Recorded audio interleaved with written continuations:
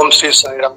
సర్వదేవతాతీత స్వరూపులు భగవాన్ శ్రీ సత్యసాయి బాబా వారి దివ్య పాద పద్మములకు శతకోటి వందనములతో భక్తులందరికీ సాయిరామ్. స్వామి చెప్తున్నారు, శ్రీకృష్ణుడు సృష్టి స్థితి లయములు నా వల్లనే కలుగుతున్నాయి అన్నారు కృష్ణ భగవానుడు. అహం ఆత్మ గుణకేశ సర్వభూతాశయ స్థిత అహం ఆదిత్య మధ్యంచ భూతానామంత ఏవచ. ఓ అర్జున, సమస్త జీవరాశుల హృదయాలలో ఉన్న పరమాత్మను నేనే. సమస్త ప్రాణుల సృష్టి స్థితి లయములు నా వల్లనే కలుగుతున్నాయి అనే భగవద్గీత 10వ దాంట్లో అధ్యాయంలో తెలియజేయడం జరిగింది. అందరి కష్ట సుఖములు నాకు తెలుసు. దానికి కారణము నేను అందరిలోనూ ఉండటం వల్లనే. ఈ సాయి అనే కరెంటు ప్రతి వ్యక్తి అనే బల్బులోనూ ప్రవహిస్తున్నది. ప్రతి హృదయములోనూ నేను ప్రకాశిస్తున్నాను. మీ అందరి హృదయాలలో ఉన్న చైతన్య శక్తిని నేనే. ఆ వర్ణము సృష్టిని, గా వర్ణము రక్షణమును, వా వర్ణము లయమును సూచిస్తాయి. ఈ 3 శక్తులు కలిగిన వాడు భగవానుడు. ఇదే నా రహస్యము అన్నారు సత్యసాయి. కరంజియాతో భగవాన్ బాబా ఇట్లా అంటున్నారు, శూన్యం నుంచి ఏది సృష్టించలేకపోవడం అనేది పరిమితమైన విజ్ఞాన శాస్త్ర విషయంలో. విజ్ఞాన శాస్త్రంలో శూన్యంలో నుంచి ఏది తీయలేము, సృష్టించలేము. అది విజ్ఞాన శాస్త్రానికి సంబంధించినటువంటి ఆసక్తికత. అంతేకాని పరమాత్మ ఆదేశం ప్రకారం ఆధ్యాత్మిక రంగంలో జరగరానిదంటూ లేదు. నేను ఏదనుకుంటుంటే అదే అదల్పం ద్వారా అది జరుగుతుంది. నా దివ్య సంకల్పనను అన్నీ నేనే, అంతటా నేనే. నేను సర్వజ్ఞుడను, సర్వవ్యాపకుడను, సర్వశక్తి సమన్వితుడను. ఇవి భగవంతుని యొక్క లక్షణాలు. సర్వజ్ఞత, సర్వవ్యాపకత, సర్వశక్తిమత, సమన్వత అంతా కూడా. కాబట్టి నేను ఏది సంకల్పిస్తే అది ఆ క్షణమే జరుగుతుంది అన్నారు. అనగా భగవంతుడు సంకల్పించుకున్నప్పుడు అసాధ్యం అంటూ ఏమీ ఉండదు పరమాత్మ. అర్జున, ఈ జగన్నాటకానికి నేను అధిపతిని. నేను లేకుండా స్థావర జంగమాత్మకమైన ఏ భూతము కూడా ఉండనేరదు. ప్రకృతిని నా వశములో ఉంచుకొని భూతజాలములన్నిటినీ మరల సృష్టిస్తున్నాను. ఈ చరాచర జగత్తు ఉత్పత్తికి నేను మూల కారణమును. సమస్తము నా నుండే వెలువడుచున్నది. ఈ దివ్య విభూతులు అనంతము. సృష్టిలో అసాధారణముకు తేజము, శక్తి, ఐశ్వర్యము మొన్నగనవన్నీ నా తేజో అంశము నుండి జన్మించినవే. సూర్యుని నుండి ఏ ప్రకాశము లోకమునంతనో వెలిగించుతున్నదో, చంద్రుని యందును అగ్ని యందును ఏ ప్రకాశము కలదో ఆ ప్రకాశం అంతా నాదేనని గ్రహించు. నేను పృథ్వీ యందు ప్రవేశించి సమస్త భూతజాలమును భరిస్తున్నాను. చంద్ర రూపమున ఔషధి వనస్పతులను పెంపొందిస్తున్నాను. జీవరాశుల దేహములలో జఠరాగ్ని రూపంలో ఉండి వారు భుజించు ఆహారములను జీర్ణమందిస్తున్నాను. సర్వ ప్రాణుల యందు నేను అంతరాత్మగా ఉన్నాను.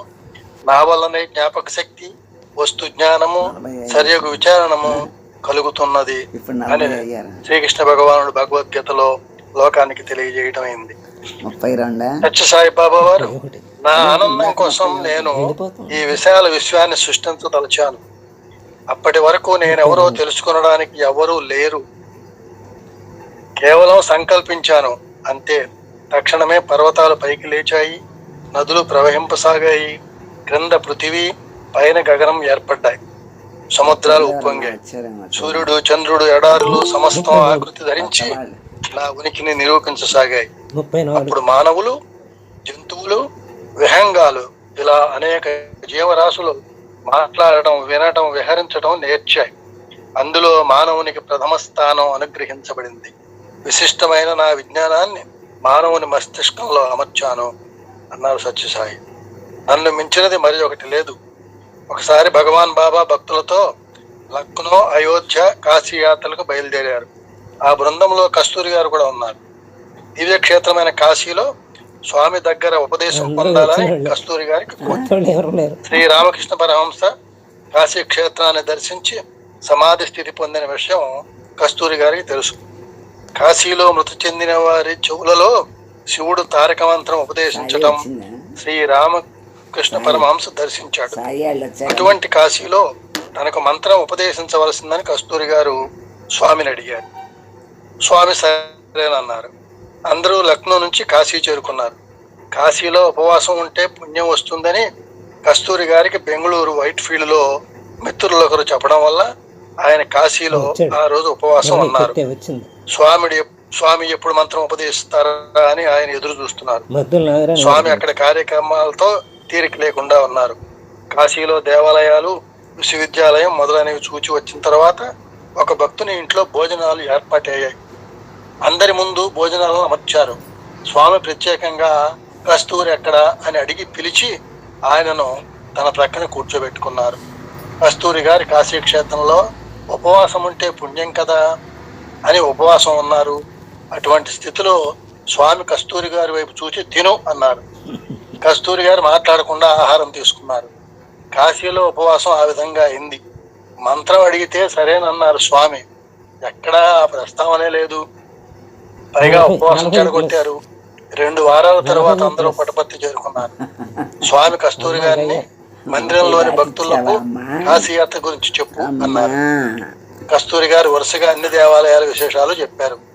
చివరిలో స్వామి ప్రసంగిస్తూ కస్తూరి ఒక ముఖ్య విషయం చెప్పలేదు.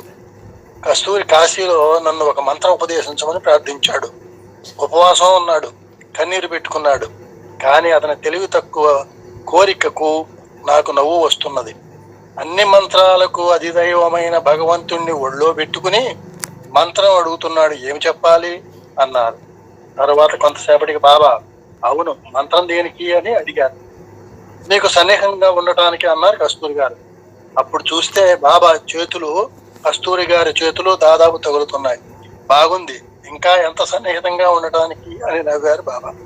తనను పొందడానికి కావలసిన అసలు మంత్రం ప్రేమేనని బాబా వారి యొక్క ఉద్దేశ్యం. ఒకసారి మంగళూరు నుండి పుట్టపర్తికి కొందరు భక్తులు వచ్చారు.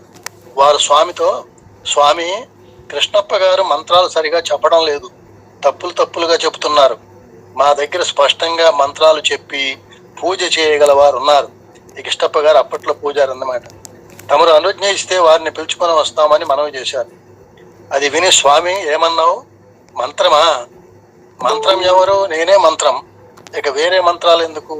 అతడు ఎంతో భక్తితో నన్ను అంటి పెట్టుకుని ఉన్నాడు. అతనిని విడిచిపెట్టాలా?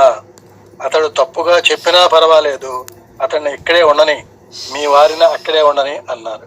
ఈ సన్నివేశాలు విన్నప్పుడు శ్రీకృష్ణుడు అర్జునునితో పలికిన పలుకులు మన మనసులో మెదులుతాయి. మన్మనాభవ మద్భక్తో మధ్యాజీ మాం నమస్కురు మామే వైశ్యసి సత్యంతే ప్రతిజానే ప్రియోసి మే మత్తః పరతరం నాన్యత్కించిదస్తి ధనంజయ మయి సర్వమిదం ప్రోతం సూత్రే మణిగణాయవ. అనగా ఓ అర్జున, రహస్యములన్నింటిలోకి పరమరహస్యాన్ని నీకు బోధిస్తున్నాను, మరలా విను. నీవు నాకు మిక్కిలి ఇష్టుడవు కాబట్టి నీ హితం కోరి చెప్తున్నాను. నా యందే మనస్సు నుంచు, నా ఎడల భక్తి కలిగి ఉండు, నన్ను ఆరాధించు, నాకు నమస్కరించు. ఆ విధంగా చేస్తే నీవు నన్నే పొందగలవు. నీవు నాకు ఇష్టడువు కాబట్టి నీకు ఎంతగా చెప్తున్నాను. ఇది యథార్థము. నాకంటే వేరుగా మరి ఒకటి ఏదీ లేదు. దారమందు మణుల వలె ఈ సమస్త ప్రపంచము నా యందే కూర్చబడినది. నన్ను మించినది ఏదీ లేదు. ఇలా భగవద్గీతలో కృష్ణ పరమాత్ముడు అర్జునునకు తానను ఎలా పొందవలెనో అనేదాన్ని భక్తితో పొందవచ్చును, ఆరాధించి పొందవచ్చును అని చెప్పినటువంటి విషయం ఈ కృష్ణప్ప గారి విషయంలో స్వామి చెప్పింది కూడా అదే విషయాన్ని చెప్పారు. సాయిరామ్ అండి.